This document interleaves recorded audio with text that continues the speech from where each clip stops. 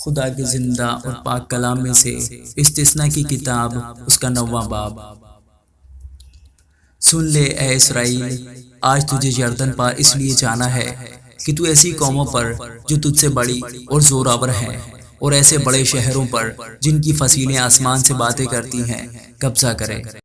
وہاں اناکیم کی اولاد ہیں جو بڑے بڑے اور قداور لوگ ہیں۔ تجھے ان کا حال معلوم ہے، اور تو نے ان کی بابت یہ کہتے سنا ہے کہ بنی اناک کا مقابلہ کون کر سکتا ہے۔ پس تو آج کے دن جان لے کہ خداوند تیرا خدا تیرے آگے آگے بھسم کرنے والی آگ کی طرح پار جا رہا ہے۔ وہ ان کو فنا کرے گا اور وہ ان کو تیرے آگے پست کرے گا، ایسا کہ تو ان کو نکال کر جلد ہلاک کر ڈالے گا، جیسا خداوند نے تجھ سے کہا ہے۔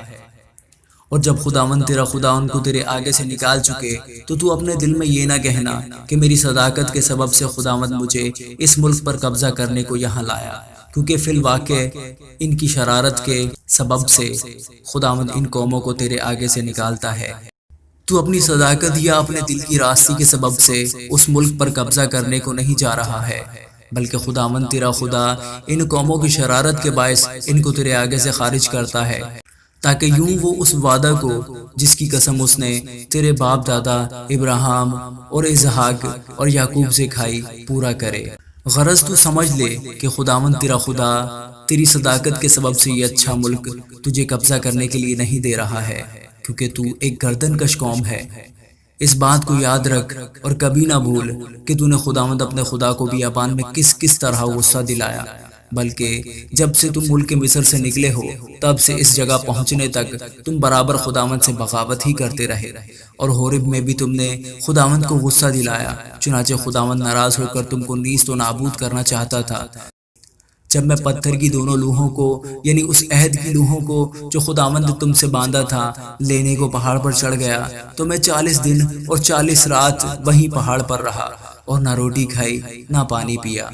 اور خداوند نے اپنے ہاتھ کی لکھی ہوئی پتھر کی دونوں لوحیں میرے سپرد کی، اور ان پر وہی باتیں لکھی تھی جو خداوند نے پہاڑ پر آگ کے بیچ میں سے مجمع کے دن تم سے کہی تھی۔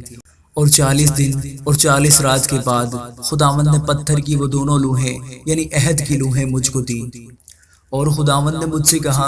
اٹھ کر جلد یہاں سے نیچے جا، کیونکہ تیرے لوگ جن کو تم مصر سے نکال کر لایا ہے بگڑ گئے ہیں۔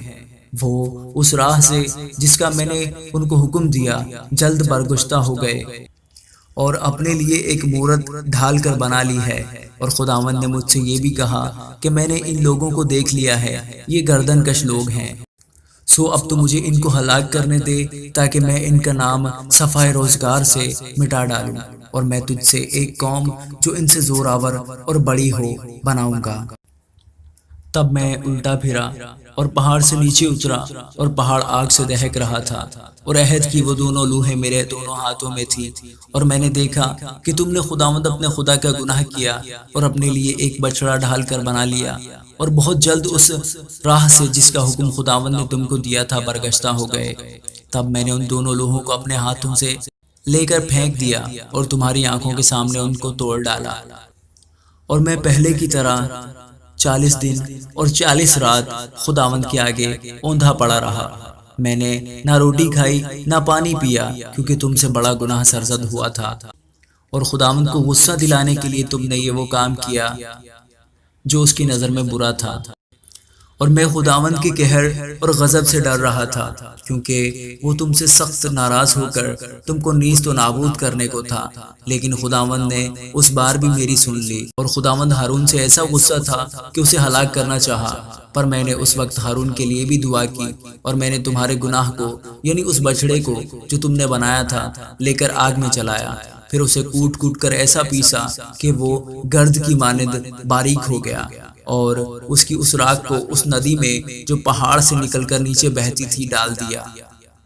اور تبائرہ اور مسا اور کبروت ہتاوا میں بھی تم نے خداوند کو غصہ دلایا۔ اور جب خداوند نے تم کو قادس برنیا سے یہ کہہ کر روانہ کیا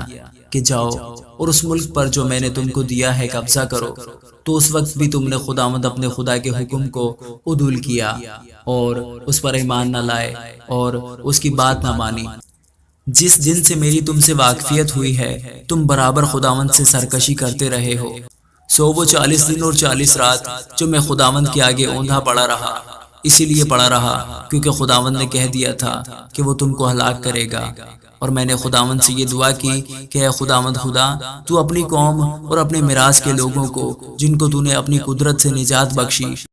اور جن کو تو زوراور ہاتھ سے مصر سے نکال لایا، ہلاک نہ کر۔ اپنے خادموں ابراہیم اور اسحاق اور یعقوب کو یاد فرما، اور اس قوم کی خود سری اور شرارت اور گناہ پر نظر نہ کر،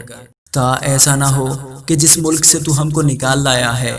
وہاں کے لوگ کہنے لگیں کہ چونکہ خداوند اس ملک میں جس کا وعدہ اس نے ان سے کیا تھا پہنچا نہ سکا، اور چونکہ اسے ان سے نفرت بھی تھی اس لیے وہ ان کو نکال لے گیا تاکہ ان کو بیابان میں ہلاک کر دے۔ آخر یہ لوگ تیری قوم اور تیری میراث ہیں جن کو تو اپنے بڑے زور اور بلند بازو سے نکال لایا ہے۔ آمین۔